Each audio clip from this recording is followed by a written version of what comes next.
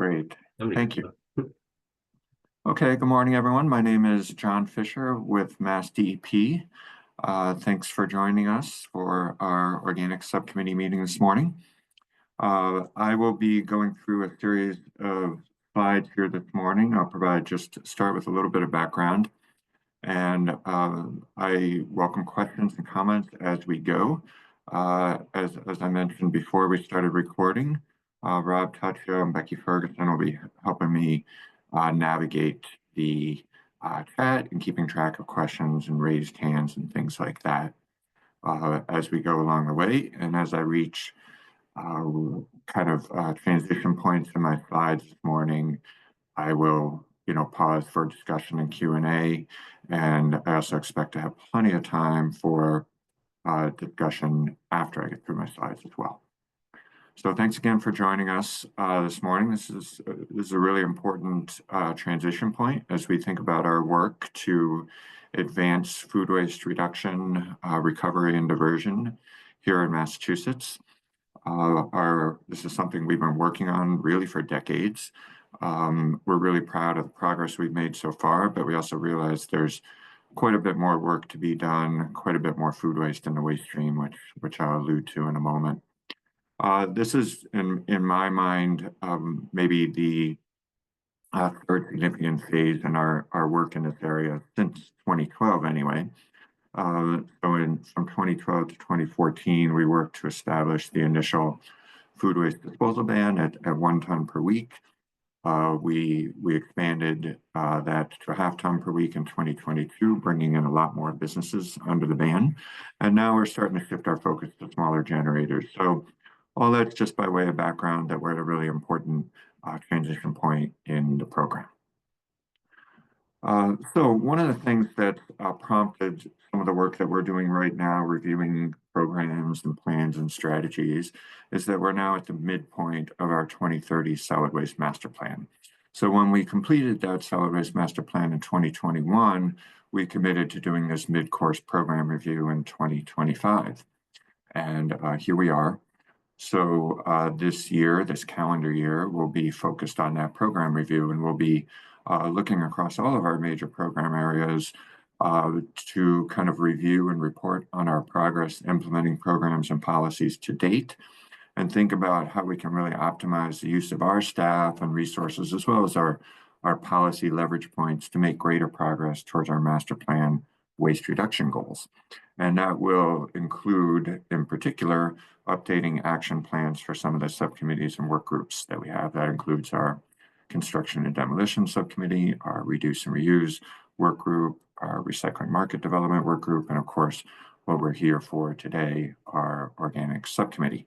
And we'll be working through those groups as well as our full solid waste advisory committee over the course of the year.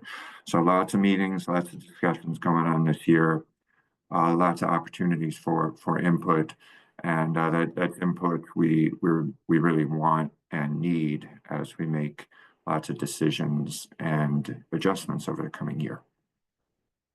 As I was putting together these slides for this meeting, I was thinking a little bit about trying to step back a little bit and think about maybe why you all are here. Why are we here? Why are we talking about these issues?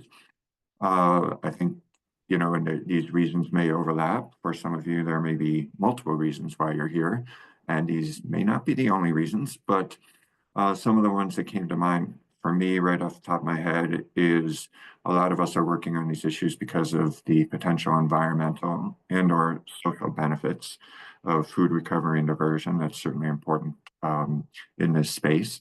Some of you may be public or nonprofit service providers, providing service maybe either to residents and or businesses or institutions. You may be working in this field because it's your business and it's a revenue opportunity, it's a job creation, it's an economic development opportunity. Or maybe you're here because you're a business potentially affected by MassDEP regulations, and maybe you're concerned about the costs and potential business impacts for some of the things that we're proposing and we're working on. And I expect there's various versions and combinations of these reasons. Maybe there's other reasons why you're here as well. But those were some, as I think about kind of the main group that we speak with and a lot of the perspectives that we connect with and work with. Those are some of the things that came to mind for me. And it's really important that we get all of these perspectives and more participating in our discussions as we go forward this year. So what I'd like to try to accomplish today, and I think that if we can do all these things, or at least begin to do all these things today, by my standards, I'll consider it a successful meeting. So one of the things that I want to do is communicate our programs and strategies to date. What have we done? What are we doing? What are we working towards doing next? We certainly want to clarify and understand our status and progress to date. And I'll also be talking about some steps we're taking to gather additional information that will help inform how we're doing. We certainly want to talk about identifying barriers to future progress. I expect that's discussion is going to play out over multiple meetings, so I don't expect to necessarily get to 100% completion on that point today, but I'd like to hopefully start to begin to draw out what those barriers are, and then again begin to generate ideas for potential solutions to try to overcome those barriers to continue to make progress going forward. Let me pause there. Actually, it's not a bad point to pause, just see if there's any kind of initial comments about that kind of initial table setting and perspective setting. If anyone wants to weigh in on that, or if any questions before we kind of dive in a little further here. Plus, I can take a sip of coffee.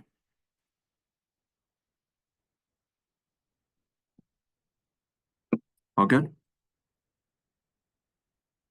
Okay, super. All right, so some of the slides that I'll be going through today, if you all have been to prior organic subcommittee meetings or other meetings where I've talked about this work, some of this is going to look very familiar to you. A lot of this is information I've shared before, but as I mentioned on that prior slide, I want to make sure we're all on the same page and aware of all the information that we're looking at and thinking about. So when we talk about food waste, it's really an automatic priority for us, for a solid waste diversion perspective, because it represents over 1/5 of our trash. That comes out to about 930,000 tons a year. We have what I will call a pretty rough estimate, breaking that down between about 500,000 tons commercial and about 400,000 tons residential. We do have, that's based on waste characterization studies that are done by our municipal waste combustors. And we do have, those studies are done every 3 years, and the next study is being done this calendar year. So those study results will come into us in February, and we expect to have those available to share out by spring of 2026. So we'll get kind of a new data point on our solid waste characterization, and another opportunity to assess what our trash looks like and see what's changing with the composition of our trash. So that'll be really interesting data. That data availability will be actually, after we complete this 2025 program review. But of course, work like this is really iterative and ongoing. So, it's not like we're going to do this once in 2025 and be done. This is really an ongoing process that we're working on. So that data in 2026 is going to be a really helpful data point for us. In our 2030 Solid Waste Master Plan, at that time, we had a 2018 baseline we were working off of, and that was 280,000 tons of food waste diversion on an annual basis in 2018. So the goal we set in the 2030 master plan was to increase that on an annual basis by 500,000 tons by 2030, which would bring us to total diversion and recovery, all forms of diversion and recovery, to 780,000 tons by 2030. As of 2023, I'll talk more about 2024 in a minute, but as of 2023, we were at 380,000 tons. So we'd increased by about 100,000 tons out of that 500,000 ton goal for 2030. So another 400,000 tons to go. Quite a bit of food waste, obviously, still being disposed of in the trash that we want to, continue to capture more of that.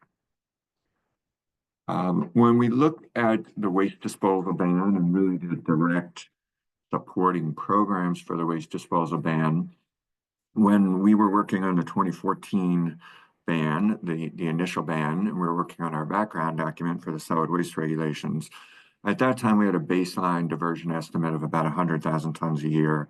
And in that document, we estimated that we could get from about 100,000 to 300,000 tons per year through the implementation of the 2014 ban. So we've done that. And then we estimated that we could get to about 100,000 tons additional, 100,000 additional tons per year through implementation of the 2022 ban. And we've almost got that. We'll see what the 2024 data looks like once we gather and complete that. We have a somewhat elastic and variable capacity estimate, just based on the way our facilities are permitted and approved, comes out in a neighborhood of 500,000 tons per year. It could be, a little bit more or less than that, depending on how facilities operate within their potential permitted capacity. So there's a bit of, flux in that capacity number. Some factors could cause it to be greater. Some factors could cause it to be a little bit less. But regardless, if you keep in mind that we want to get to ideally 780,000 tons per year, it's pretty clear that 500,000 tons of capacity is not going to be adequate. So we know we need more capacity. We believe, based on the nature of the generators we're going to be working with more and more, that capacity needs to be more distributed throughout the state. And we also need to make sure we, along the way, are fostering a more efficient and extensive collection infrastructure that's going to make delivery of materials to all that capacity as efficient and as cost effective as possible. And cost effectiveness is a theme I'm going to come back to a few times today. We also are certainly aware that there's a regional and interstate capacity picture that we're working within. And although food waste typically doesn't travel particularly far, we do know that some of our food waste goes to facilities in other states and vice versa. So we do know that there's a regional capacity picture here that we're part of, and we do try to keep an eye on that picture as well, even though we're first and foremost focused on Massachusetts. We do have this map and list of locations that take food material up on our website now. It's a GIS map format along with a table lists, I forget off the top of my head, roughly 50 locations. We're in the process of reviewing that right now with our regional offices. We're aware that some of those facilities are either closed or no longer actively taking food material, and we're going to be updating that list to remove those facilities. And we're also aware that some new facilities that are not reflected on that list are accepting food material and should be added. So we're in the process of updating that list now, and we'll be posting an updated map and list shortly. One of the other things that I also plan to work on in the year ahead is contacting and surveying all those locations to kind of get a better picture of capacity utilization. So are those locations that are taking food materials are they all flat out and more or less at the limits of their capacity, or do they have room to take more? So to better understand kind of permanent capacity versus operational capacity and how are all these locations operating relative to their capacity limits, that gives maybe a little bit more insight into, the degree to which that capacity is utilized, the degree to which it may be stressed, and the degree of how much additional capacity we may need and perhaps where it is most needed. Another thing, just to let folks know, that we'll be updating a study we did back in 2016. We contracted with a company called ICF to do an economic benefit study of food waste diversion in Massachusetts. They are this spring updating that study right now. If you're an organization that's involved with food recovery. You probably have heard from me about that study, asking for your participation and involvement. So we're looking to better understand, how the kind of the economic aspects of food recovery in Massachusetts changed. Have we seen growth? Have we seen business growth, job growth? Has there been stagnation in the infrastructure? Just to better understand kind of the economic aspects of our food waste recovery system. So let me pause there because this is kind of a transition point where I'm going to kind of dive into our waistband implementation a little bit more. So let me pause and see if people want to raise comments or questions thus far.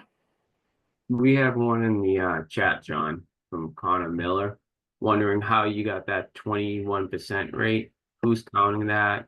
And is it reliable source, DEP oversight on the ground? Connor said we did a very in-depth audit and got 47% organics of residential trash. It's a very important statistic, and I'm afraid it might be a bit inaccurate. So that, let me bounce back there. So that data is from waste characterization studies at our municipal waste combustion facilities. Those studies have been going on since 2009. They are based on an ASTM methodology for waste characterization. And I believe most, if not all of those studies through the years have been done by MSW, a company called MSW Consultants. That's one of the leading companies with solid waste characterization. So the short answer there is I'm pretty confident in that data. It aligns pretty well with similar data we see from other states in terms of levels of food waste. I will just make the one caveat that is not all organic material in the trash. So there's other categories of organic material beyond that. So that doesn't include compostable paper. It doesn't include leaves and yard waste that are other organic components of the trash that can be recovered. And depending on the infrastructure, could be potentially composted with food material. So those materials are not included in that 21%.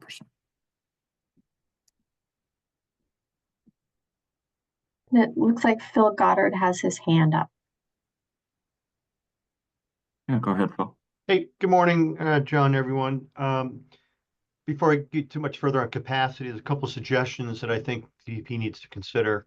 I think at the previous meeting, we talked about loss of organics capacity for compost facilities, a pretty serious dramatic drop of something in the order of 50,000 tons per year and since 2018, something like that.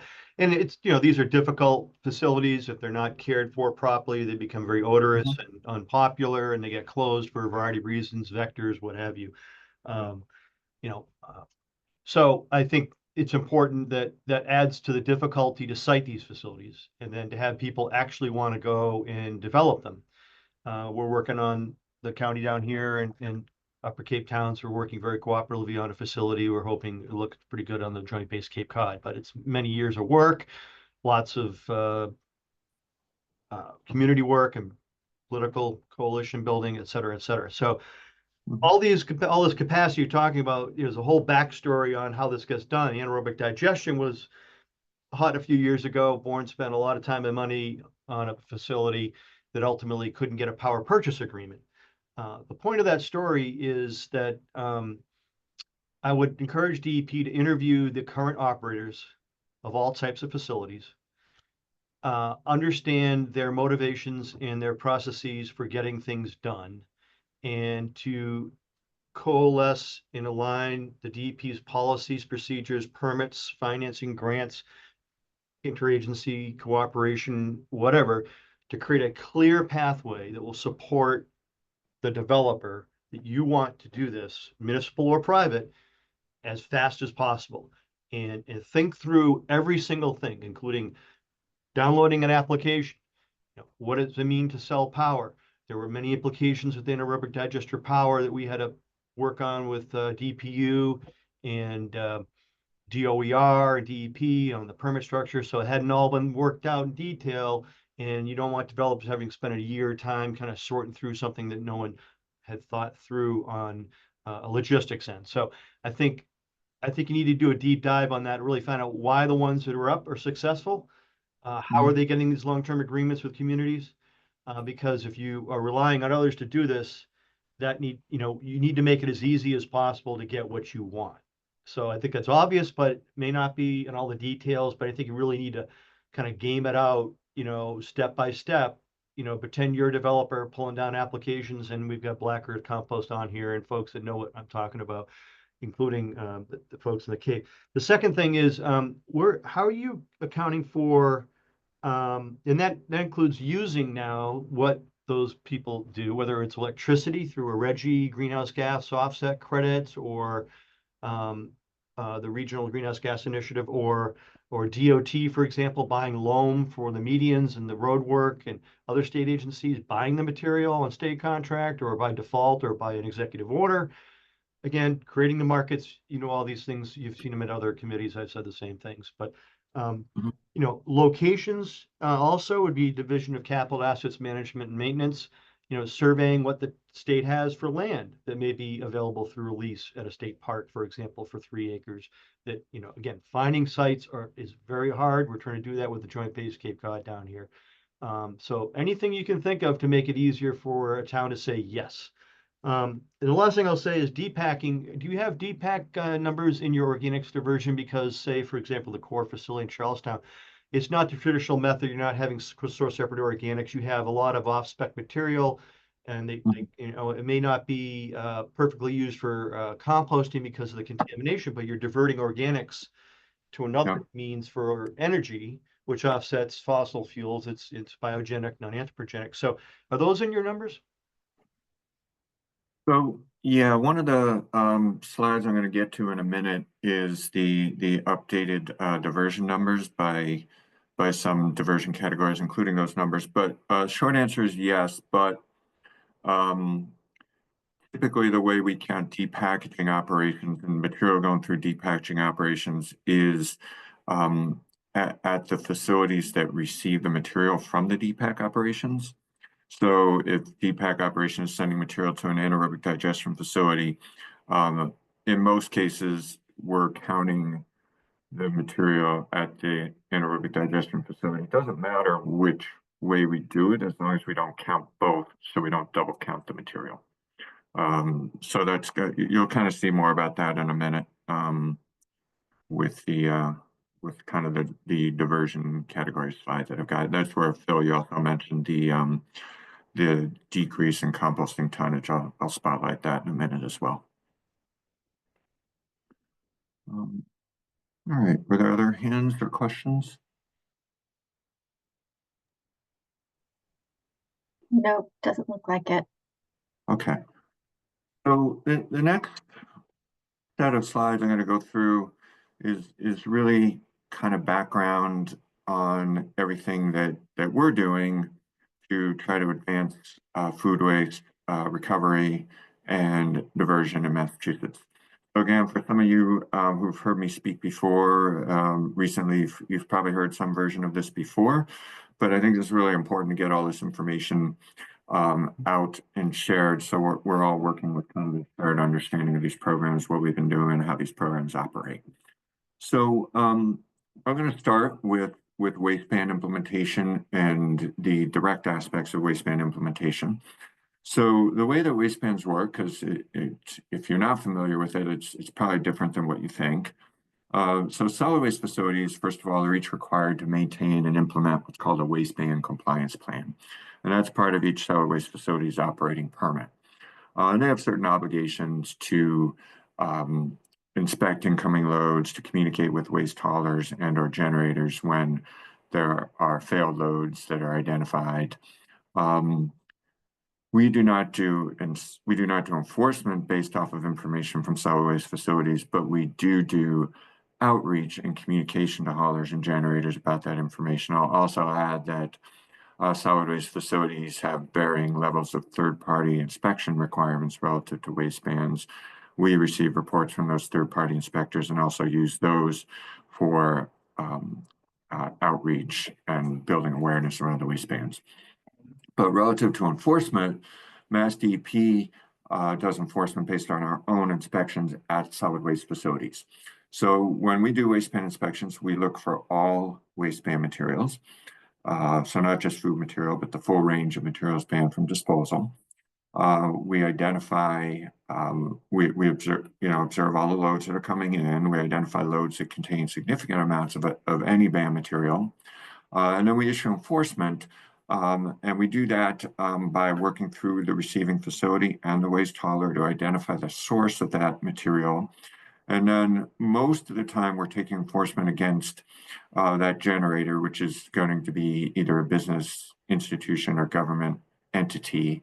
A small percent of the time we may do enforcement against a waste hauler. That's typically when a waste hauler mistakenly delivered, maybe mistakenly, maybe not, but in any case, delivered separated material for solid waste disposal. That's probably about 10% of the time where we'll do enforcement against a waste hauler, but most of the time it's against the waste generator. We at MassDEP do not do waste ban enforcement to individual residents. Some cities and towns do have various levels of mandatory recycling at the local level that may be implemented down to the level of individual residents, but MassDEP does not do that in our enforcement. Looking at the food waste ban, I think most folks on this call probably know all this already, but just as a refresher, our initial food waste disposal ban went into effect in 2014. That applied to businesses and institutions that dispose of 1 ton or more per week in the trash. And that was about 2,000 entities. In 2014, leading up to 2022, after we had really achieved pretty good progress with the 2014 ban, we had a lot of interest in support for lowering that ban threshold. So we implemented revised regulations that effective in 2022 lowered that threshold from 1 ton to a half ton per week. And that roughly doubled the number of businesses subject to that disposal ban. We went from about 2,000 entities to in the neighborhood of 4,000 entities. This is the slide that Phil was alluding to, I think, a moment ago, where we've seen, this is our year-by-year diversion 2016 through 2023. I am working to gather that 2024 data now, but we do not have that yet. So this is the most recent data we have to share. But you can see the really significant growth in anaerobic digestion. So this is food material only. Anaerobic digestion or compost operations take other materials as well. Connor kind of alluded to that in his question around things like compostable paper. So this is just what's reported to us in terms of food material. So you can see the increase in anaerobic digestion, material going into anaerobic digestion facilities. You can see, a decrease in what's going to compost operations. We do hope to reverse that trend over the coming years. We can see, there's some animal feed operations in Massachusetts. Those are either farms that take food material directly to feed animals, or there's an operation that produces an animal feed product from food material and sells it to other entities. And then other operations are operations that take food material, they process it. These include some depackaging operations and discharge it to the wastewater system. So those are not reflected anywhere else, but they are diverting food material from solid waste disposal, so they're counted in this context. And that gives us a rounded total of about 380,000 tons as of 2023. And you can see generally pretty steady increase with the exception of kind of a drop down impacted by COVID in 2021. And that was, I think everyone kind of has some awareness of what happened with commercial institutional food service during COVID. It was, a lot of things were shut down and there's just really substantial reduction in activity. But other than that, it's been relatively steady increase. It has plateaued somewhat over the past couple of years. So obviously we're working to try to ramp that back up again. A related slide, this shows the number of businesses and institutions that have service for separated food waste collection. And you can see when we started in 2014, we're about 1,350.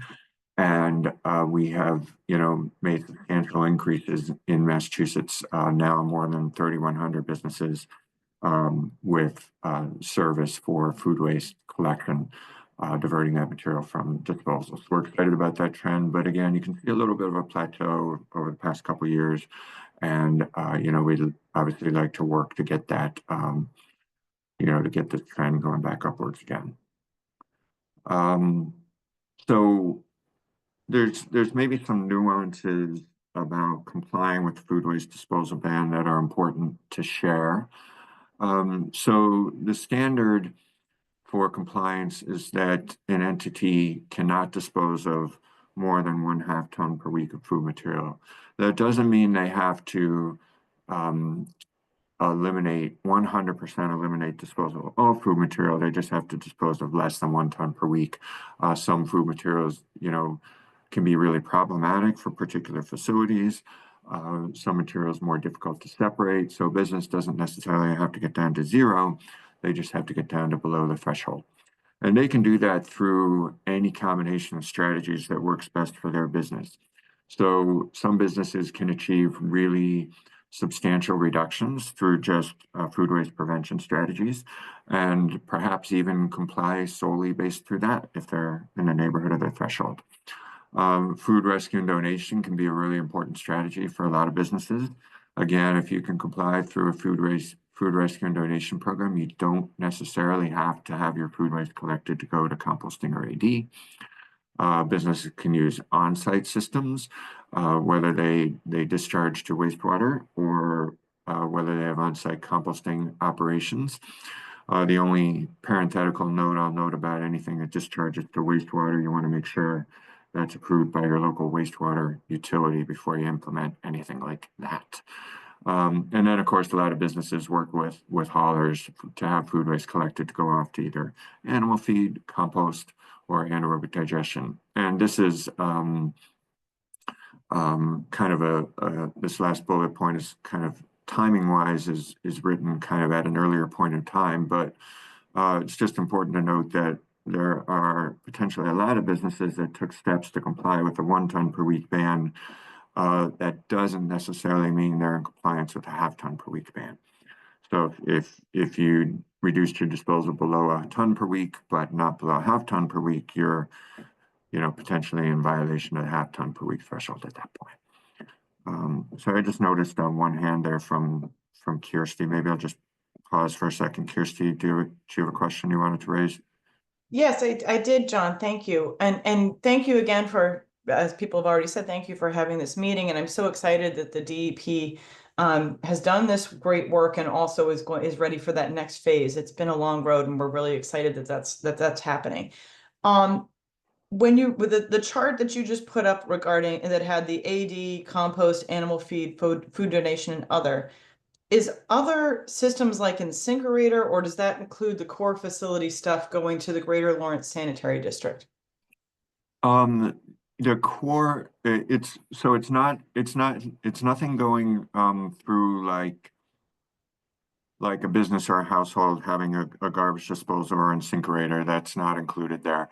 Okay. The core, the material that's going through the core system to the Greater Lawrence Sanitary District is reflected in the anaerobic digestion number. There are, I can't remember the specific facilities off the top of my head, but there are a couple other facilities that do depackaging of beverages and discharge that liquid into the wastewater system, I believe. I believe that's what that data reflects. So it's a depack of beverages right into the wastewater treatment system. Yeah, right.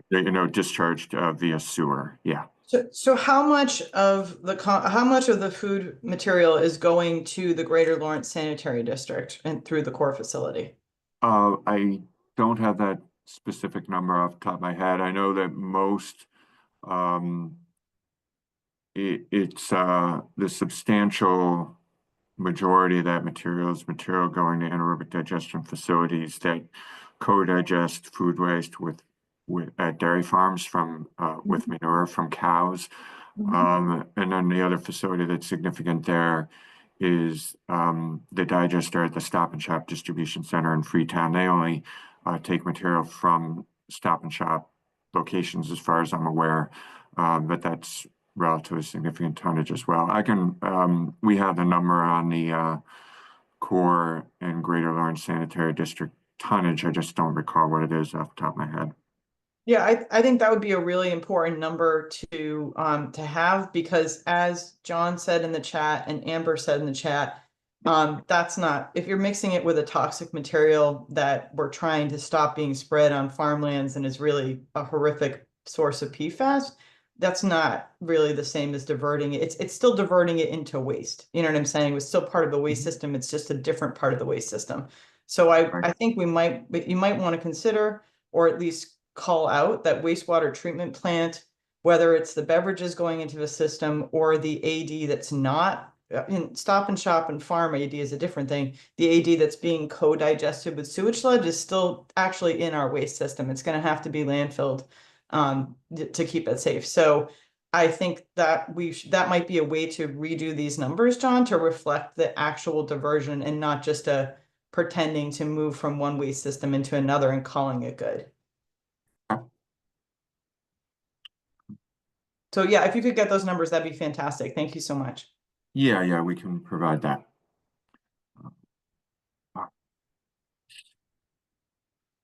Okay, so I jump back into waistband compliance. I think I kind of gotten through this slide here. This is, again, if you all have heard me talk about this before, this isn't going to be new, but I think it's just an important reminder as we think about, what's effectively covered through the ban and what is not. Or how our entities regulated under the ban is the other way to say that. So if you're a chain with multiple locations, the half-ton per week threshold is counted per location, not for your company as a whole. So the companies with multiple locations, those locations are only subject to the ban if they generate more than a half-ton of food waste per week for disposal at that location. On the other hand, if you have multiple businesses together, say a shopping mall food court that are all using the same container for trash, say like there's a compactor for the food court, that's considered one entity relative to the ban, and their food waste is taken together relative to the half-ton per week threshold. If you have a school system with multiple locations, that's akin to a chain. So the applicability of the waistband threshold is counted per individual location. Packaged food is subject. We've had the depackaging infrastructure come up a couple times already, but packaged food is subject. MassDEP at times does issue what we call waistband waivers to allow for the disposal of certain materials that are subject to the waistband but contaminated in some shape or form that makes them impossible to handle at any diversion outlet. We have issued waivers at times for certain categories of packaged food that are not able to be managed through our system, but in most cases, packaged food can be diverted and managed. Operations like dormitories or retirement communities, the applicability of the ban is just for the institutional food service component of those places. So if you have a college that's got a dining hall, cafeteria, that's considered commercial institutional food service, that's subject to the ban. But if you have things like dormitories and other student housing, and the same thing with a retirement community that has apartments, all the food material from the residential component of that facility is residential, and that's not considered subject to the food waste ban. A bit of a nuance, but just I think it's helpful to understand some of these things. We do have kind of a more detailed Q&A document up on our website if you're ever interested in some of those questions. And we're always happy to update this going forward if there are questions that we have not adequately answered. So one thing we get asked about all the time is waistband inspections and enforcement, and what's going on in terms of our inspections and our enforcement and compliance levels with the ban. So, you know, again, this circles back to the slide I showed a moment ago. Our inspections and resulting enforcement are based on our inspections at solid waste facilities. We do not do inspections at food waste generators. This gives you a sense of the number of loads of trash we inspect, you know, and that we have inspected over periods of time. For what's called commercial organic material in the waste ban regulations, this is numbers kind of always changing a little bit. I think it's changed a little bit recently because I'm aware of a few we've issued recently, but up to some recent point, we had issued 145 enforcement actions for disposal of food material. The way our enforcement actions work is a first violation from a company. They receive what's called a notice of non-compliance. Does not require a penalty, but does require a response about how they're going to ensure compliance going forward. With materials like this, the focus is really the future compliance. We know the food material that was disposed of in the trash is really not recoverable at that point. So we're really focused on compliance going forward. So that's what the notice of non-compliance is intended to address. We have had 14 cases where we've issued what we call consent orders or higher level enforcement with a penalty for companies that have multiple violations. And that's the range of penalty amounts that we issue. Those are kind of limited and set within our overall enforcement guidance at MassDEP. MassDEP, it's a little over a year ago, we hired 2 new inspectors, and we have been increasing the number of inspections that we do, as well as the number of loads of trash that we inspect at those inspections. We're looking to continue to kind of strive to maximize the number of inspections that we're doing as best as we can. But I think it's also important to note that there are multiple routes to compliance. And if we can get to compliance without issuing enforcement, that's actually a much better, more efficient use of our resources. So in addition to the enforcement actions that we issue, we've also issued hundreds of warning letters in quote, that's not an official term, but letters that are sent either based on load observations that we've observed that may be on the margins of the half-ton per week threshold, data that's available from solid waste facility inspections or from third-party inspections. We routinely send letters to businesses based on that data. Everything we should do, I should also note and talk about our Recycling Works in Massachusetts program in a minute, but every communication we do from a compliance and enforcement perspective always includes information about assistance available through the Recycling Works in Massachusetts program. Another thing that we've started to do, we've done kind of broadcast letters to businesses and institutions, sector-based letters based on the food waste ban that are just informational in nature. But what we've started to do increasingly, we did do this around the 2014 ban, and we've been doing it again, is that we've been sending letters to companies that, based on business data we believe may be subject to the food waste disposal ban. We don't know for certain that they are or are not, but based on business size, employment, things like that, we believe they could be above the threshold of the food waste ban. So far, we've sent letters to more than 60 companies representing about 900 locations. We're starting with companies that have multiple locations and working our way down. And you know, eventually we want to kind of keep on going and even reach out to individual distinct businesses, which you know we'll get to eventually. These letters do take a lot of time. They require MassDEP follow-up and tracking. We have actually done 6 enforcement actions to companies for not complying with the request for information. So when a company doesn't reply after a reminder, we actually take enforcement against that company for not complying. What we're asking for is, you know, they're as best that they're aware how much food waste are they generating and what steps, if any, are they taking to comply with the food waste ban. And, you know, we're going to be continuing to do this on an ongoing basis, continuing to send more and more letters as we go. I did kind of include some of the summary responses that we've received from these companies. And I should note that while I said we did take enforcement against companies for not responding, we are not taking enforcement based on what they say in the response.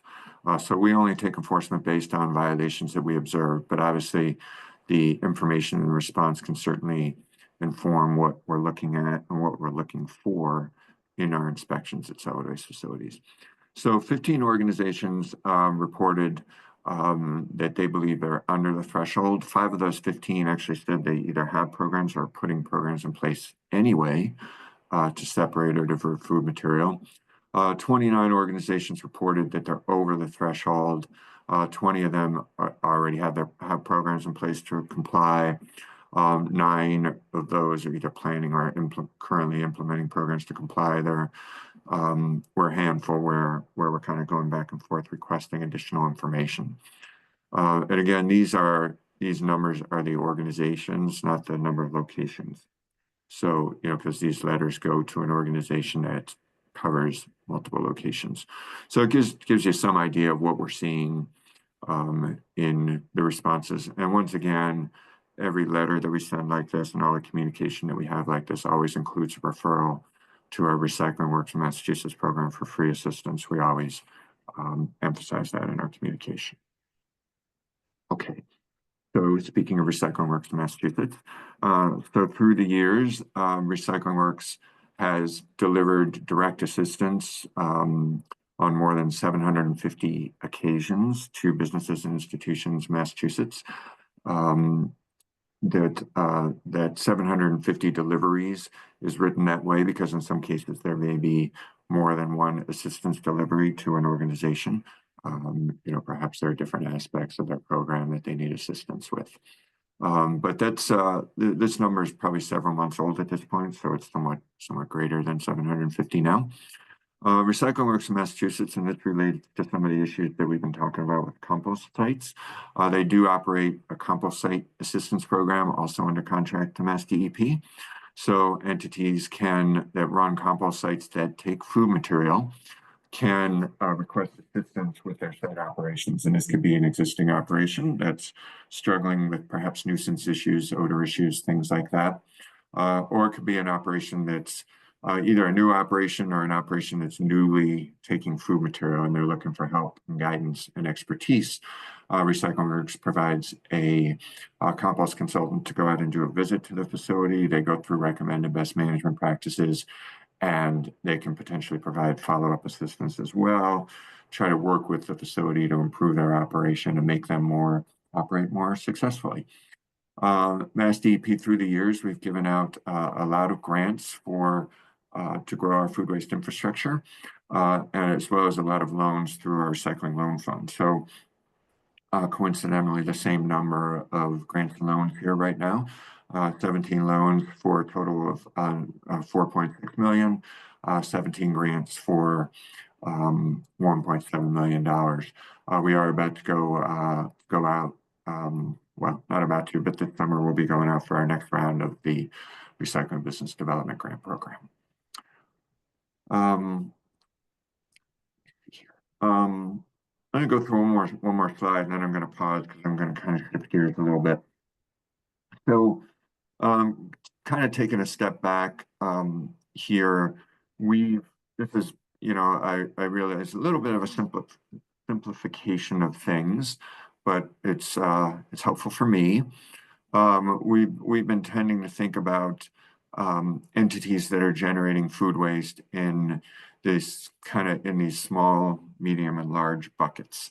And I realize there are more, nuanced buckets and many more buckets than this, but this is kind of, captures a little bit of how we've been trying to approach this programmatically. So the large category in this context is entities that disposed of 1 ton or more of food waste per week. These are entities that would be subject to the original waste ban in 2014. The second group that we're calling medium generators is businesses and institutions that generate between 0.5 ton and 1 ton per week that are subject to the 2014 ban. And then the small category, which likely will need to get broken out and get more nuanced as we go, is everything below that half-ton per week threshold. There are obviously, two kind of obvious categories there. One would be small businesses and one would be residents. And as we go, there's likely kind of other subcategories as well. But just from a programmatic perspective, I think it's useful to understand that, a lot of the programmatic work we've been doing has been kind of built around these categories of food waste generators thus far. So for example, the large and medium ones, we tend to work through, a waste bin compliance enforcement perspective, technical assistance, market development grants and loans. With residential food waste, it's a little bit different. I'm going to be talking more about that in a minute, but there have been a number of different kind of approaches that have evolved about how municipalities and others are working to try to advance food waste reduction at the residential level. And that's got kind of my pivot point to my next set of slides here. So let me pause there and see if there's questions and comments relative to kind of implementation of the waste ban and the direct supporting programs for the waste ban. We had a couple comments that I missed back from AD and got an AD and diversion. Do you want to go over those real quick, John? Yeah, absolutely. First one was from Amber Schmidt.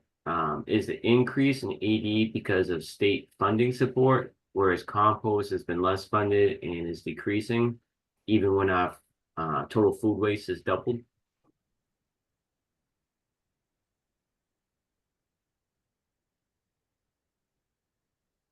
I don't understand the last part of that question. I don't think our total food waste has doubled. But the increase in the AD, so I'd have to kind of go back with our grants and loans and break that out in terms of what's gone to AD, what's gone to depackaging, what's gone to food material, what's gone to collection, and what's gone to composting. AD has definitely been supported by state funding support. And off the top of my head, I'm going to guess that probably more funding has gone to AD than the other kind of infrastructure categories. But that's an area where we can kind of pull out some more numbers from both our loans and our grants, kind of for maybe subsectors within the organic space, and share how much funding has gone to each kind of category of material. Yeah, So that would be great. My understanding is that it's been significantly subsidized through grant funding, more so than composting. And just to go to the last part where it says the food waste has doubled, I was referring to that chart. So of the collected food back in 2016, there was only about 100 and something thousand, 180,000 tons, I believe it was in. And in 2023, it was like 380 something. So that was that number that I was referring to. And I was referring in that chart to composting in 2016 being at 76,000, and now it's less than 30,000. And what we see with the increase in AD, I'm just wondering, is there the financial reason behind that AD is increased so significantly more while composting is actually decreased? So yeah, just would be interesting to know how that breaks down with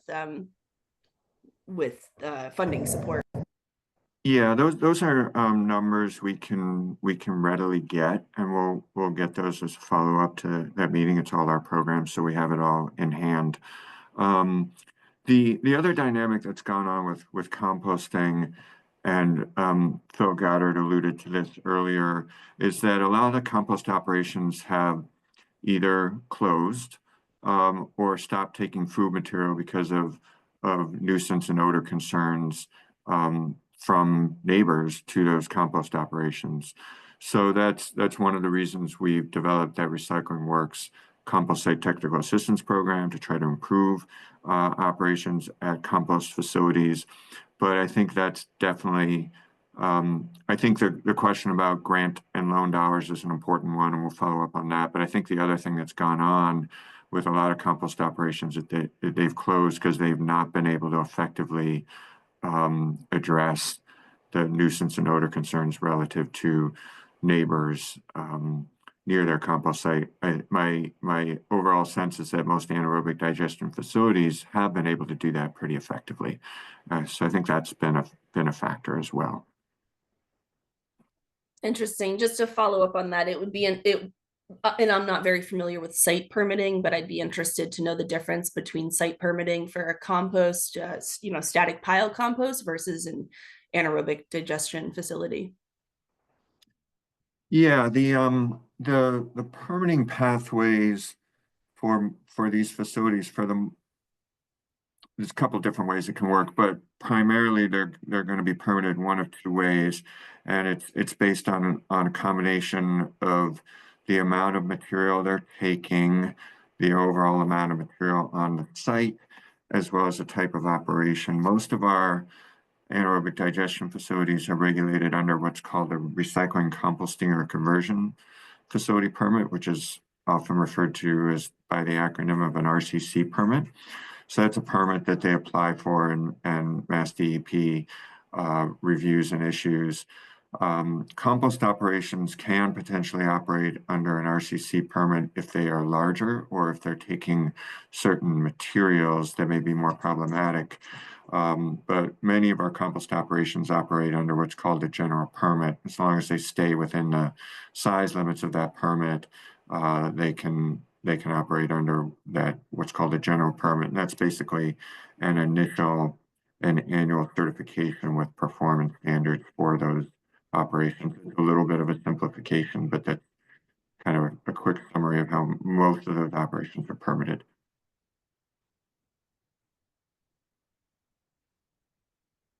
So I see Andrew's hand is up, and then we have another comment as well. So maybe you want to go ahead, Andrew, and then I'll get to John.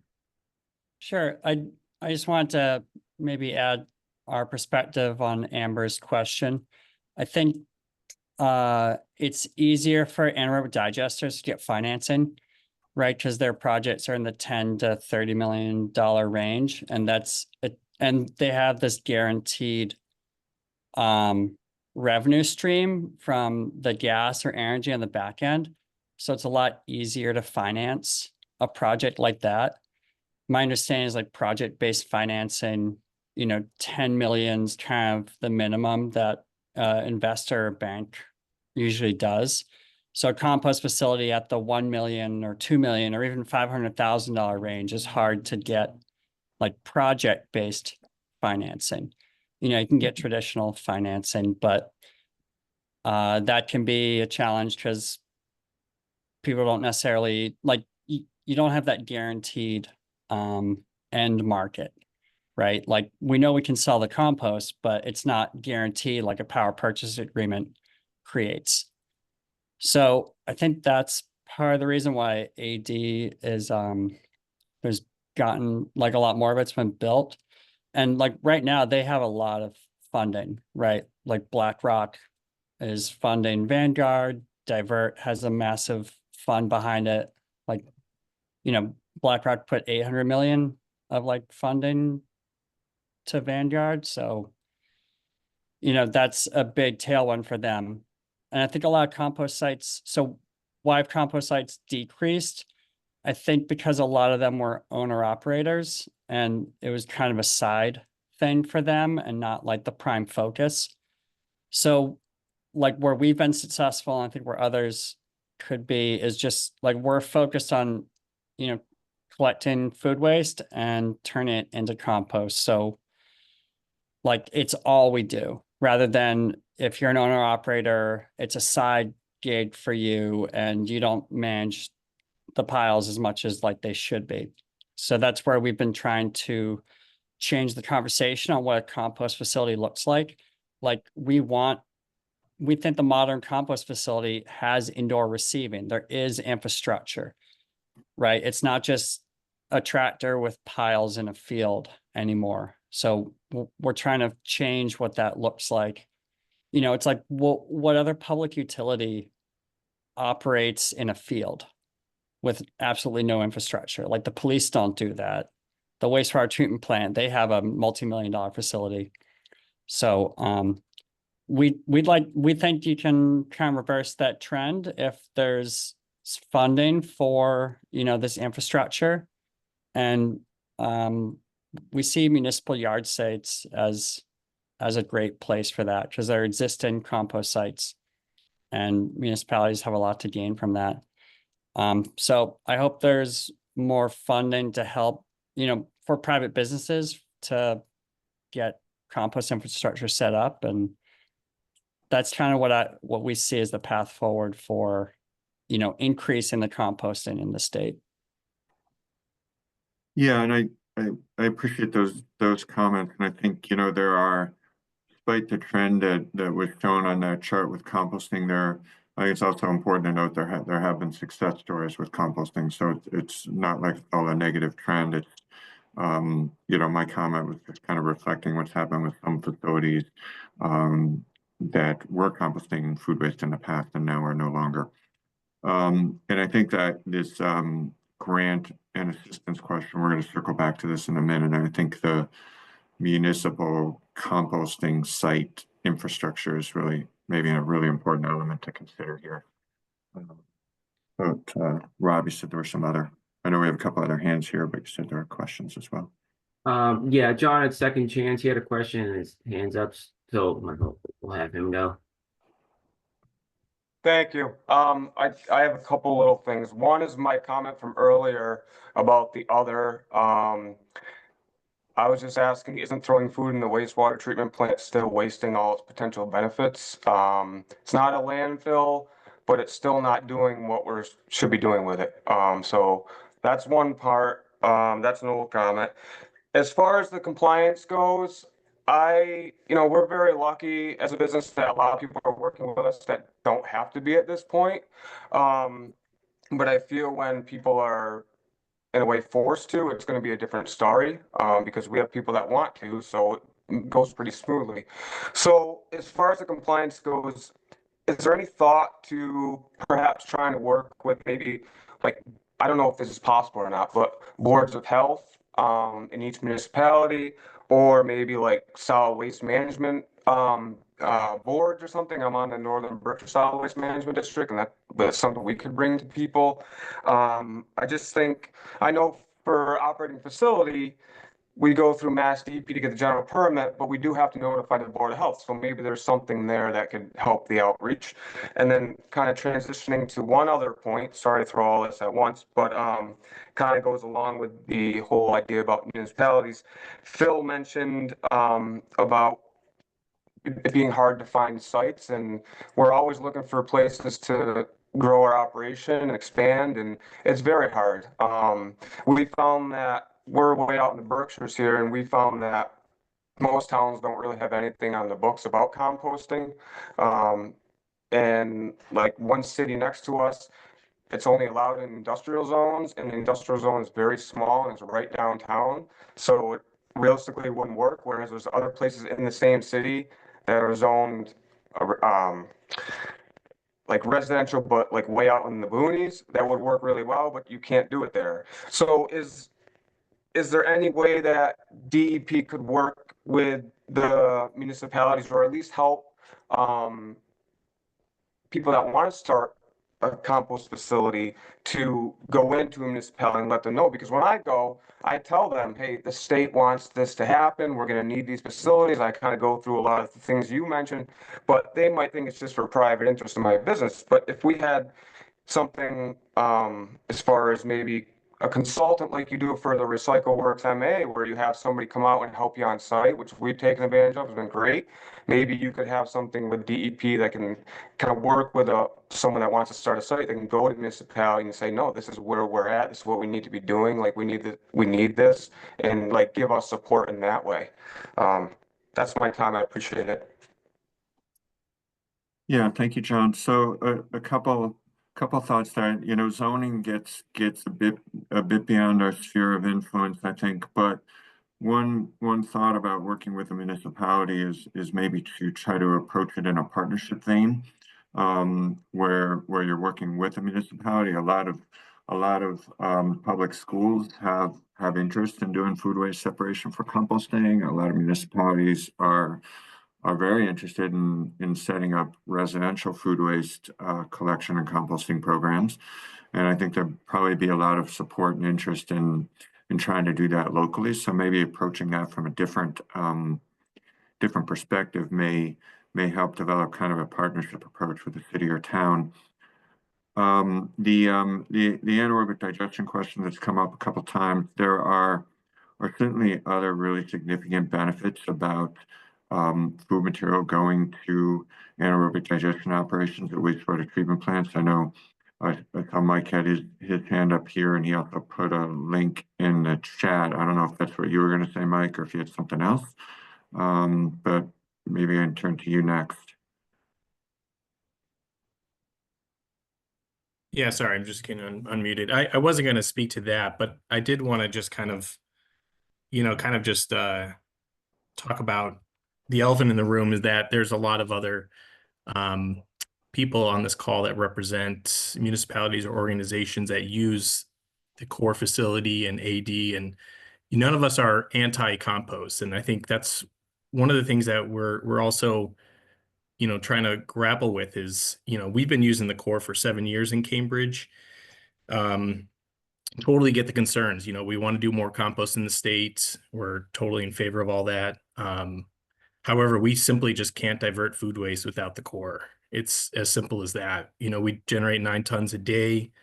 We don't have the ability to drive 30 or 50 miles every day with 3 trucks, especially because they're electric trucks now, so they can't go that far.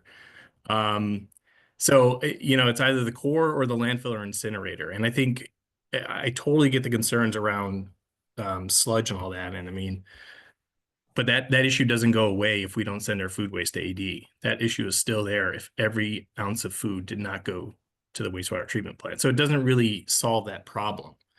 But it's just, I think what I think a lot of people are missing with all this is that a lot of our organizations, we don't have that ability to just choose a compost site, and choose to build a compost site is astronomically difficult, as John has mentioned, with zoning. In a lot of communities around the Boston area, you can't zone for multifamily housing. You're not going to get someone to zone for a compost site. If you don't want more neighbors, you're definitely not going to want a compost site next to your house. So it's complicated. And even the composting issue, I just heard that Landscape Express was acquired.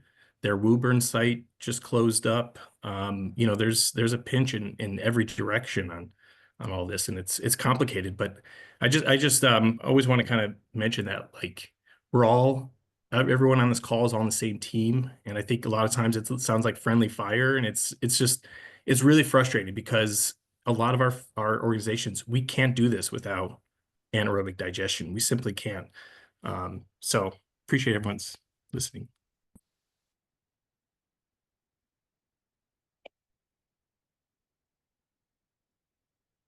I see 2 other hands here. I think I saw Sarah first and then Phil, maybe. I just wanted to second what Mike was saying. I'm the zero waste manager for Boston University, and we use both compost and anaerobic digestion through CORE. We run 2 separate programs, and a big part of that is that we deal with high levels of contamination from our front of house compost, even with education and things like that. So I think that the diversity within the end sites is helpful to be able to adjust programs and make some of those changes so that we can get food waste diverted, especially when we have complex municipalities or institutions or businesses, things like that. So that's all I wanted to say. Phil. Good conversation. Everybody's making great points. A couple of nuances here we need to understand, and Mike and Sarah just mentioned it. I think AD has a role in DPAC organics that are highly contaminated, and other contaminated items from urban areas, especially, that would need to go long distances. Now you have a carbon footprint of hauling out of the cities and so forth. So rather than that material that is contaminated go to a waste energy facility or landfill, it can go to AD, and you get at least the energy, the methane, to run and offset, again, fossil fuels sources, anthropogenic sources. So there are benefits there, and DP has promoted AD in their previous plans and actually talked about a lot of this. So I don't think it's an either or, it's a combination of things depending on the source. It is extremely difficult to collect in an urban area for all sorts of materials and all sorts of reasons. I will note for folks to understand, and this is in John's discussion about helping out developers. That echoes what I was saying earlier. If DP were able to go out and explain, or maybe write a letter, guide to boards of health for compost facilities, guides to the select boards for compost facilities, they're not aware, I don't think, of some of the serious disposal capacity shortfall we have. Is a huge issue with where our waste is going, and we need everything we can get locally because some of it's going to Alabama and Michigan and South Carolina, all the things we all know. I don't know that some of these elected officials know any of that. They just assume we're just chugging along as normal, and what's the problem here? Why do we need a facility like that? So I think DP can do a lot more to educate the people that the Black Earth and Second Chance Composting go in front of, so they feel they have some backstop and support that he had talked about for any type of facility. We all need all of these facilities, okay? And I agree with Mike, we're all trying to pull in the same direction here, but they're realistic logistical and permitting, financing, and leadership issues that who's going to do this? It's hard for these small companies to do it. And the last thing I'll say is that, San Francisco is held up as a shining example, and they are doing a wonderful job. However, San Francisco has for a long time, for 80 years, had a no bid contract with one company that controlled all of the organics, controlled all of the waste, commercial and residential, in the city of San Francisco. I think that's being challenged now. But if you own all of that waste, you can do a lot more. And secondly, they have Napa Valley nearby that will take the material. And they have a ready market that's a massive user of that organic matter close by. We don't have these large farm networks that could absorb that material. So we're a little different. I think we're going to be in a hybrid situation for a long time. I think what Cambridge and Boston are doing is they're doing the best they can. We can always divert the best of the best to compost, but I think we're going to need to be realistic about maybe a hybrid approach for a while. So thank you for that. I just wanted to respond to one point you mentioned, Phil. Through the Recycling Works Compost Site Technical Assistance Program, in addition to the on-site technical assistance, we have held workshops through that program. And I can't remember how many off the top of my head, but at least one of the we've done workshops, of course, for compost site operators, but at least one of the workshops was for local public health officials that are sometimes charged with regulating compost operations in their communities. So we have used that program mechanism as a basis for doing some education about, what what are the best management practices for compost sites to operate effectively. I think it's a great idea, John. Keep it going, put it on our website, communicate to the Boards of Health Agents Association, the Select Board, MMA. I mean, more. That was a one-off, but it just needs to be out there more. So we're all pulling together, because when you're, I just used the Cape as an example. We've been trying for 10 to 15 years to find a facility. And now we're gonna possibly get one on the military base. So it's gonna take another 2 years to get access to the land. It's hard work. So, we're all trying to do the same thing here. Thank you. Let me go back to Andrew, and then I'm going to kind of try to jump ahead with some of the other slides to make sure I get through everything I wanted to cover. But let's go to Andrew next. Can I just real quick? Sorry, Andrew. Sure. There's been a lot of comments in the comment section, and just for sake of time, I don't think we need to read through every one. So I maybe just suggest people raise their hand if they want to talk more about a comment or have a specific question. It's, for the sake of time, I don't think we should read through every single one that's gone through. Okay. Cool. Yeah, real quick. I just want to say that we're happy that the AD is there to be able to provide the capacity for the state, for communities like in Boston and Cambridge. I'll say I just think we should be careful, right? If you get an oversupply of AD, one problem with those facilities is that they have to be fed. So then that can lead to market distortion temporarily while they're trying to fill up those facilities, where the haulers going to those facilities can undercut the compost haulers, and that can be a real detriment to them. So, and then until those facilities are full, you won't get the tip fees to come back up. So just be careful of an oversupply in AD capacity, because we've seen that, we've heard about it in other states where you know, the haulers going to digesters are picking up for like free even and undercutting, but like prices can come up later when capacity comes up. So it's the nature of, they need to be filled and they need to be fed all the time. Okay.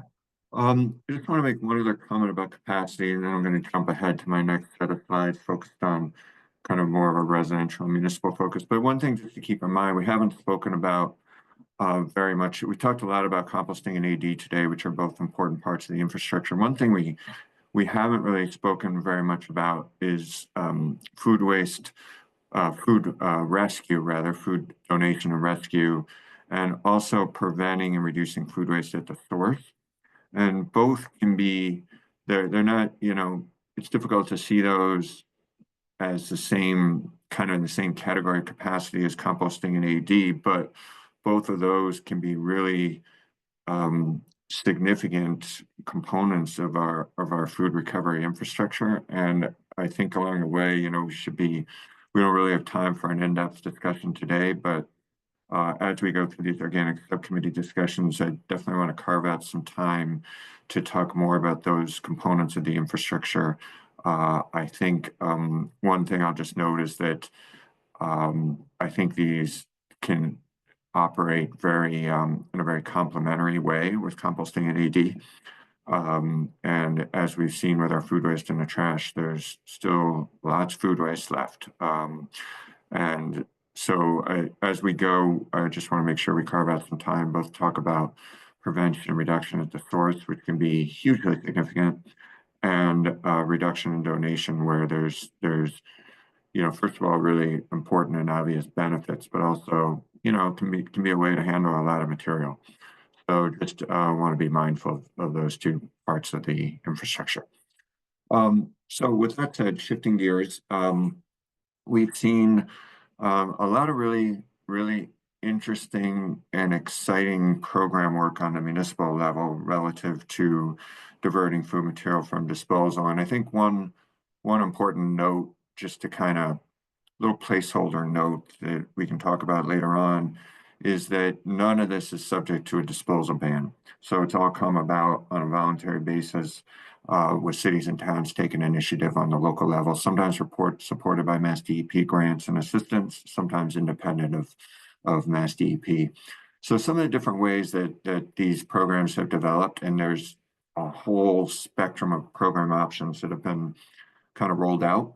But there are models where a municipality contracts for food waste collection service at the curb. There are models where a municipality reaches agreement with a preferred vendor where they negotiate a price, but the resident is responsible for paying for the service, sometimes with startup equipment provided by the municipality. In some cases, there's just straight up private subscription service independent of the municipality where residents contract directly with a private entity. There are various versions of drop-off programs that may be like at a separate central location, like a municipal recycling center or transfer station, or there's also been programs rolled out with neighborhood-based drop-off locations where then the hauler goes around and collects from those neighborhood-based locations rather than going door to door to collect food waste. Then, of course, Massachusetts has a long history of backyard or home composting and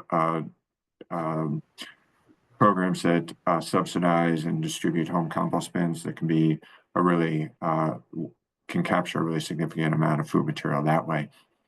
And then the other thing, like I said, want to be mindful of opportunities for preventing and reducing food waste at the source, and maybe think about what more MassDEP can be doing to support those efforts. Because again, it can be pretty significant. And there's a lot of great discussions going on in that space, both within Massachusetts and nationally. So I think it's really important that we stay mindful and aware of those opportunities as well. Okay, so kind of going to a little bit about how MassDEP is supporting some of this work. If you don't know, MassDEP runs a grant program and has for some time, going back, I think this particular grant program goes back, I think, to 2009. May not have that year exactly right, but we've been running our Sustainable Materials Recovery Program in particular for a long time. We've had grant programs well before that as well. But through those grant applications, we've given out awards of about $1.3 million in grants for either municipal composting operations or collection programs. We're looking at some future changes to our grant application, maybe to provide expanded grant categories for equipment for drop-off composting programs. So we're looking more closely at that. MassDEP also has a really significant program called our Recycling Dividends Program. We award over $3 million a year to cities and towns for that program. The gist of the program is that we set program criteria. Municipalities earn points for each program category that they implement. And with those points, they earn payments that then are reinvested back into some component of their recycling, composting, reuse, waste reduction programs. So relative to food waste, municipalities can earn up to 3 points for food waste diversion reduction programs. And they can also use that funding to invest in their food waste programs. So in 2024, municipalities earned, through their program implementation, they earned $320,000 in recycling dividends program funds. And then from 2021 through 2024, municipalities have now spent $865,000 of RDP funds on various aspects of food waste programs. So there's been some investment through MassDEP's grant programs to help pay some portion of the equipment investment that needs to happen on the local level, and it's helped to spur some of these programs.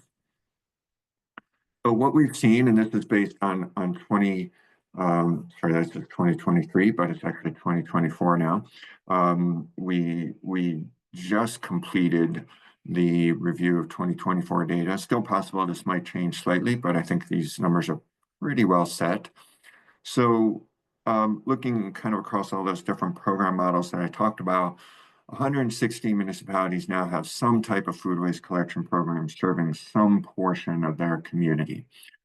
So there are 82 municipalities with drop-off programs of some sort.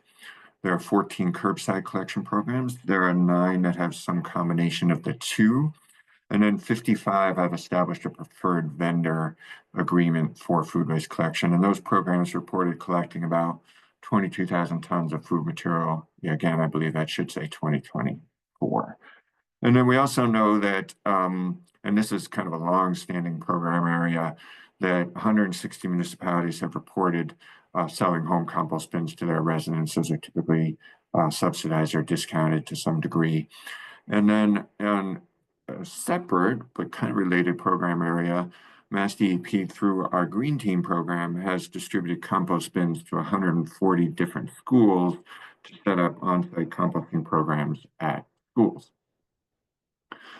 So relative to kind of this category of our infrastructure, some of our recycling and reuse business development grants have gone to support food waste collection organizations, so businesses and other organizations collecting food waste.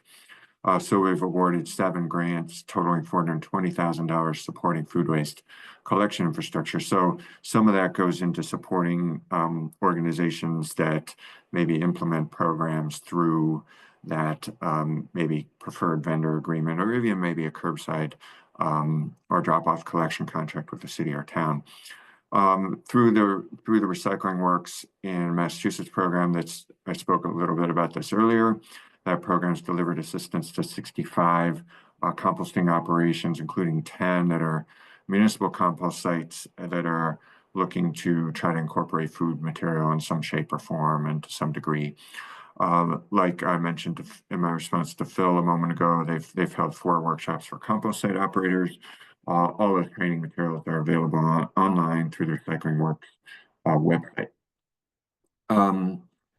I'm going to kind of keep on going here because I just want to get through at least this slide, because this is my attempt to kind of tie together some of the wide-ranging topics that we've talked about so far. So we are continuing to run our recycling business development grants and our sustainable materials recovery program grants to support food waste infrastructure. Recycling business development grants, we expect to issue the next application in summer 2025. The sustainable materials recovery program is open now. We, through those initiatives, looking to focus on investing and supporting more distribute capacity as well as growing our collection capacity for food material. We're continuing to work to provide guidance and share effective models for residential food waste programs with municipal officials. One thing I haven't spoken about yet is MassDEP's municipal assistance coordinators that play a really significant role in this area. MassDEP has 8 municipal assistance coordinators that work with different groups of municipalities designated on a regional basis. And they play a really important role in helping to provide assistance to cities and towns to roll out a whole array of different sorts of programs. But they've, among other things, worked a lot with cities and towns on some of these food waste initiatives. We're looking to continue to support composting operations in addition to those grant programs I mentioned through Recycling Works Massachusetts Assistance, and continuing to distribute composting equipment to support school composting programs through our Green Team program. One grant program I didn't mention here, but probably remiss in not including, is our Reuse Micro Grant program. This is another grant program that's open now. Not open now, opening April 15th, opening next week. That program, nothing to do with composting. That's not a grant program for composting, but the Reuse Micro Grant program has supported and invested in some grants for our food rescue and donation infrastructure. So that portion of the food recovery infrastructure can be supported through the Reuse Micro Grant program as well as through the RBDG grant program. We want to continue to think more about what can we do to really spotlight food waste at the source. I think most of us in our homes and in our businesses often don't realize how much food we're wasting. And so it's really important, I think, to be mindful about that individually and collectively. So, we've kind of just scratched the surface, I think, about what we can do in this regard. So I want to be, thoughtful about what we can do more in that area. Let's see. We're at 11:30. I'm just going to I have just a couple more slides here. So I'm going to keep on going. I know I did see there's a few things that have popped up in the chat, but we're getting sort of towards the end of our time here. So I want to make sure I cover a couple other things, and then we'll kind of use the rest of our time for discussion and Q&A. So one thing that we have specifically committed to look at is an expanded waste ban. It could either be a further lowering of the threshold, or it could be potentially a universal food waste disposal ban. And as we think about that, there's a number of issues that we need to think about really, really carefully, and probably do some more work in these areas to be able to move forward with a ban like that if we decide that's the right thing to do. And I'll kind of note we have not yet decided that we're doing that. It's something that we're talking about. We're very interested in input and perspectives from all sides, as I mentioned at the very beginning. But some of the things we need to think about are what's the effectiveness of voluntary programs and approaches. I mentioned cost effectiveness earlier, but what's the cost effectiveness of collection programs as we collect from smaller sources? The collection efficiencies aren't as great as when we collect food waste from large generators. We need to think more about the ability of our infrastructure to manage additional materials. And as I mentioned in the infrastructure slides I presented earlier, We will need more infrastructure at some point to absorb more of the material that we would like to divert. So we need to think about the timing of the development of that infrastructure relative to a potential expanded disposal ban. Those things always need to go hand in hand. As we drive maybe a little harder on getting more entities to separate food material from the trash, we need to think about potential for increased contamination and the problems that might pose. A lot of the voluntary programs I've heard anecdotally, a lot of voluntary residential food waste separation programs have seemed to work very well with keeping contamination in check. And that's something that, you know, as we look to kind of grow those programs and flesh them out, we need to make sure that we're continuing to do a good job about delivering clean material as possible, especially if any of that material is going to go to an operation that's either preparing animal feed or composting that material. And then we need to be really thoughtful about our ability to effectively inspect, enforce, and ensure compliance about whatever waste disposal bans we're developing and implementing. Obviously, it's really important that we're able to implement those disposal bans effectively and have a meaningful initiatives in place to ensure compliance. But those are some of the factors that we'll be talking about more as we go, but I just want to kind of plant the seed about some of these factors today. So just kind of get ahead of myself a little bit, but just again, kind of planting the seed here. My goal today was to get some issues out on the table, to share some of the information we have right now, and to start to flag issues for further discussion. So as we go in the wake of our meeting today, we'll be giving some more thought about defining topics for further discussion and how can we move some of this discussion forward further. So that's something that we'll be working on in the wake of this meeting. There's some information development that I alluded to earlier and also in response to some questions that have come up during the call today that we'll be pulling together over the course of the spring and sharing out as we have it. And then, of course, this is going to be one of a series of meetings that we'll be holding over the course of the year. So we'll be, giving some thought about how to stage those agendas going forward. Just a couple more slides that are more kind of wrap up in nature, but I'm going to stop here and kind of circle back to the chat and raise hands at this point.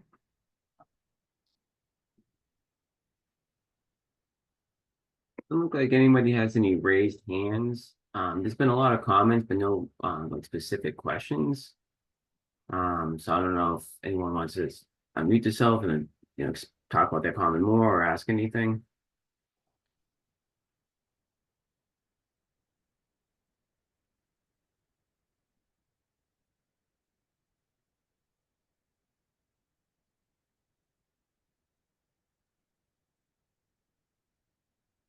John, go ahead, your hand's raised. Yeah, have you given any thought, or I'm sure you did, some research into how Vermont did it? I know that they followed pretty similar model. They were at 2 tons in 2014, then they went down to 1 in the next year, and then 2016 they went to half a ton, so that's where we're at. The following year they went down to 1/3 of a ton. And then they waited 3 years to build infrastructure to ban all food from the landfill at that point. I know it's a totally different state, but just a thought. Yeah, we've definitely, I kind of alluded to the regional capacity at the beginning. What I didn't really allude to is that there are food waste bans all around us in the Northeast. Not 100% of the Northeast, but most of the Northeast is operating under some form of food waste disposal ban. I think, you're right, John, Vermont's a different state than Massachusetts, but I think there's a lot of common ground between how Northeast states have been trying to implement food waste disposal bans. I think when we start talking about waste bans and residential food waste, I mentioned at the beginning, MassDEP doesn't do waistband enforcement against individuals. We do waistband enforcement against either businesses, institutions, or governmental entities. So I think it's important to understand that when we talk about implementing waistbands on the residential level, they work a little bit differently than, you know, implementing the food waste disposal ban against businesses. It's not necessarily good or bad. It's just a little different. And at that point, waistbands become really more about, I think, sending a message to people about that we don't want this material in the trash, that there's value in diverting it, and that it's important to divert it to the state, to the Commonwealth. I think I'm just kind of browsing through the chat real quick. I saw Connor's comment in the chat here about, you know, requiring sort of service at a certain percentage of households. We don't actually, the waistbands don't require any specific kind of collection program. I should also clarify that. They're more focused on, you know, the compliance is more focused on what we're seeing at the point of disposal. But I do think the idea of gradual growth in collection programs and access is something that's really important to think about. I think a lot of, you know, these residential programs are, you know, maybe starting with a small portion of a community and gradually building a program across households. I think that's a really interesting model that can work really effectively. So I think that's something to think about. Actually, see Connor's got his hand up, so maybe there's some follow up on that too. Connor, you want to add? Sure. Yeah, I just think going from 0 to 100% is not very realistic, and it's going to cause a lot of problems. You're just not going to get 100% of households wanting to do it. But I think 10% just as a way to start is so you could just have a town require 10% of their households should be composting or, you know, diverting it. And that's easy to track and implement. And it's not going for something huge or something that could end up adding a lot of cost to the towns. So the other thing, 2 other quick points. With the grants, I think having a longer timeline for complex projects like compost sites would be very useful because, you know, for instance, we had a $400,000 DEP grant years ago, but it took us a few years to get the site running. And by that time we had missed the deadline several times. So a longer duration for the grant would be great for compost sites. You know, buying trucks and stuff like that is a lot easier to get within a year. And then last one is just, I think it's not just about diversion. I think that's maybe, to me, that's like 30% of the value. We're thinking about total environmental value, not just diversion. And I think, I hope the DEP kind of weighs all the options kind of based on that. Like if you're actually recycling the nutrients via farm digestion and composting, does that get scored on grants better than sewage digestion, something like that? I know that hasn't been in the discussion yet, but I think it's worth looking at the total environmental value, not just diversion. So that's all I got. Okay. One comment on the grant time frame.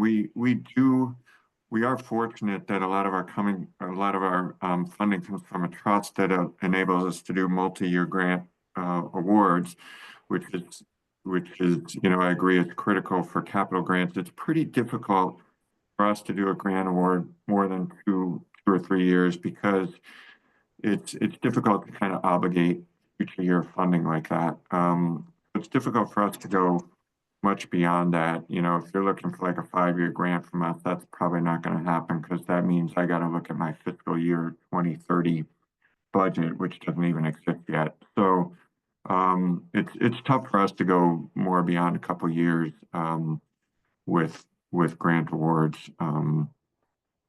I just wanted to like that point in particular. I also noticed, just looking at the chat, I saw Amber had to leave, but she had a couple of interesting comments about Rhode Island, kind of a contracting approach to drive food donation rescue. That's something we'll look at more closely. We can follow up on that. Certainly open to thinking about that. And then I saw Andrew, you had your hand up. I just wanted to address one more thing.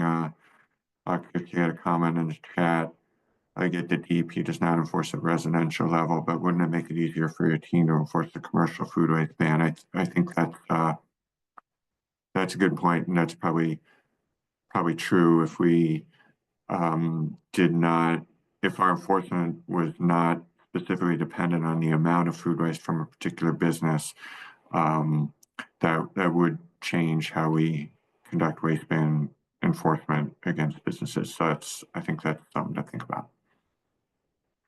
And then, yeah, let's see, I think Andrew, you had your hand. Thanks, John. So just trying to build off, how do you get those small generators like households?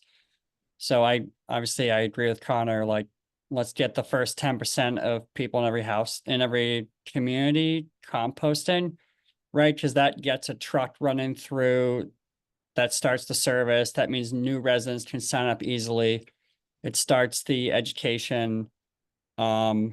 Because all those households who like voluntarily join, those are your like super recyclers. So they're most likely gonna like divert the most and, tell someone else about the program. So it's a way to like get the organic growth started. One other way, and like I love the DEP waste ban, I sing your guys' praise whenever I'm, at USCC or whatever, talking about it.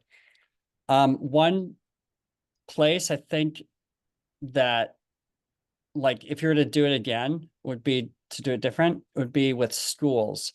So one issue is the DEP ban is gonna ban the high schools and middle schools first, but really it would be more effective to get the elementary schools first, because those kids are gonna sort better.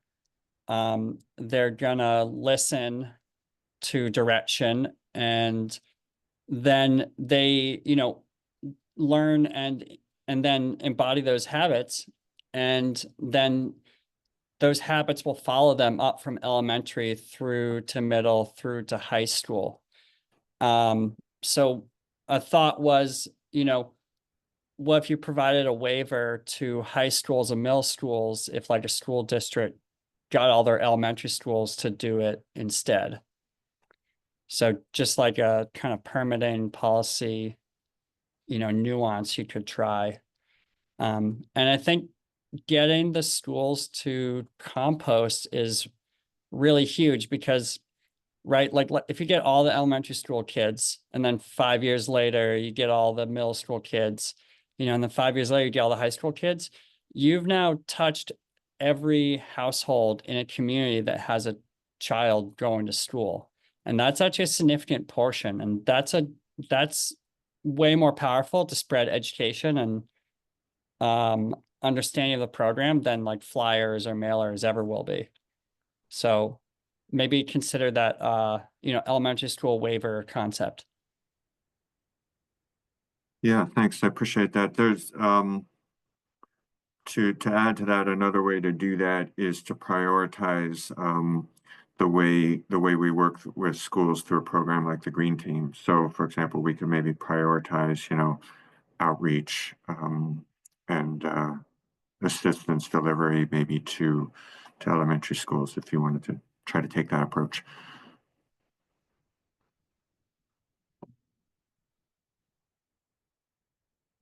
Let's see, Phil. Those are all great comments, and we work with Black Earth Compost. They're a great vendor.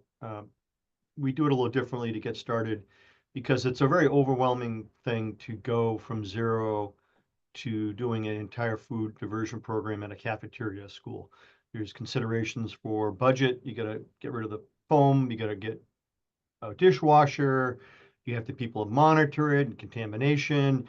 And, if kids are doing it, they're there for a little while, then they move on to the next grade. And then it could break down very easily. And sadly, we heard from the high school was that going back to silverware is a problem because of violence in use of utensils in violence was a concern, shockingly.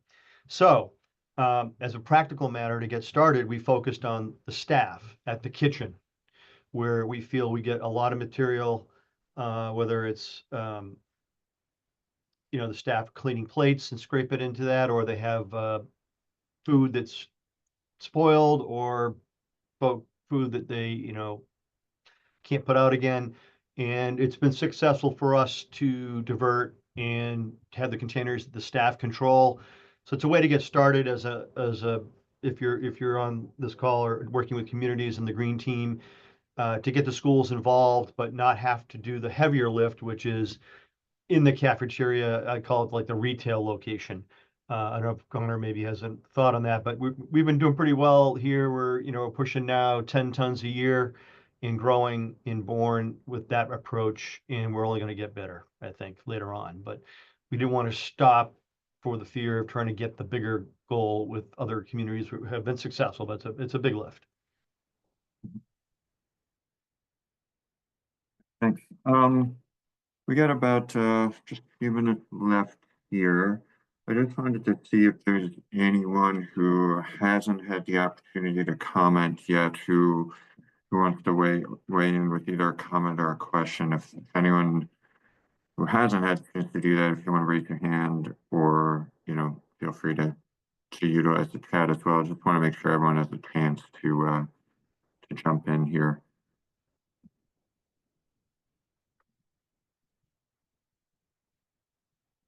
And while you ponder that, I'm just going to jump ahead to my last couple slides here to kind of wrap things up from my perspective with my presentation. So don't worry about this right now, but after this meeting, we'll be posting this presentation as well as the recording, or a link to the recording. This is just a list of links that I wanted to share out to people, just to be aware of not all of our information, but some of the kind of significant information that we've been talking about here today is available through these web pages. So don't worry about getting all these links. I'll post this presentation up on the website and share it shortly, so you can get all this information. The MassDEP webpage actually does work pretty well if you're using the search function and you want to get to any of these things through the search. Typically it works pretty well. So if you're not sure about the link, try that.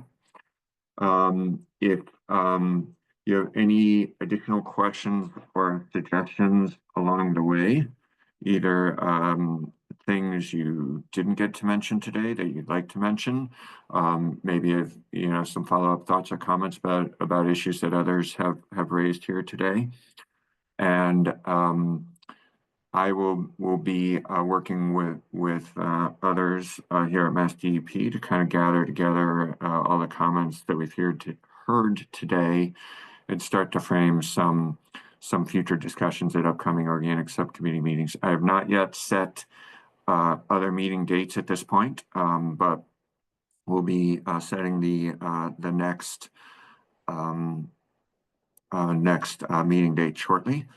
I do expect, to give you some idea, I do expect, multiple meetings over the course of the year. That's going to depend how many meetings. It's going to depend a little bit on how the discussions are going, how we're working through issues, what level of engagement we're getting.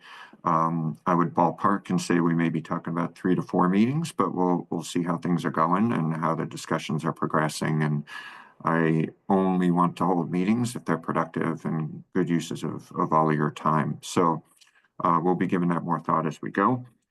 I do just see this last thing that popped up in the chat from Marissa. Can you please clarify that we're discussing a waste ban as opposed to a requirement for a municipal collection program? Marissa, yes, it's the former. It's not a specific program requirement on anyone. It's what we're talking about relative to the waste ban is just changing the definition of commercial organic material in the waste ban and potentially lowering or eliminating that threshold. Now, programmatically, there might be a whole bunch of related work that goes on supported to that is obviously going to support and help the development of different types of collection programs, but that would not be a specific collection program requirement for sure. All right. So again, my next steps, I'm going to be sharing the presentation. I can do that shortly. We will also share the meeting recording. We have to work with our IT folks to prepare that.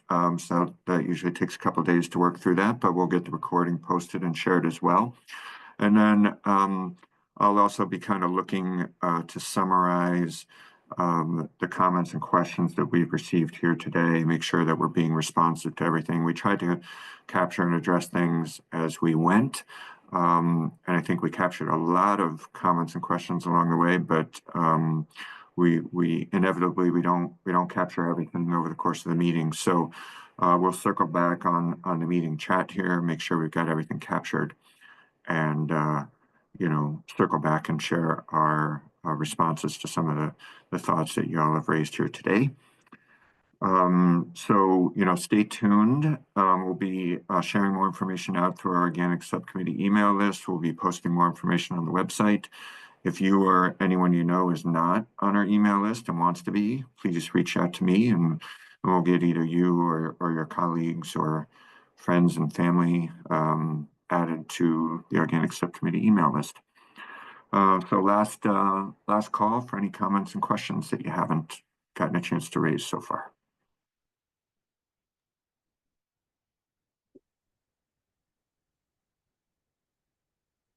I see your last comment here in the chat here, Andrew. Thank you.